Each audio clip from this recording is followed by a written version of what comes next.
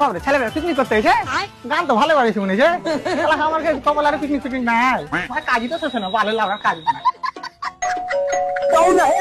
Hello sir আমি Indonesia hello sir আমি insurance company থেকে এমন বলছি আপনার কাছে 2 মিনিট আছে মাত্র 2 মিনিট আছে? আমি তো ডাক্তারের কাছ থেকে 7 দিনের ওষুধ নিয়ে এসেছি, সব ওষুধ বাদ। আরে স্যার মানে আমার সাথে কথা বলার মতো আপনার কাছে 2 মিনিট হবে?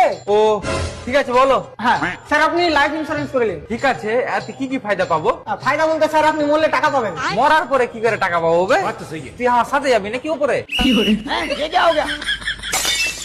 আরে স্যার মানে আপনার পরিবার টাকা পাবে। আচ্ছা হ্যাঁ আপনি কি একবারও ভেবে দেখেছেন তাহলে আপনি মরার পরে আপনার বউ কোথায় যাবে? কালুর কাছে।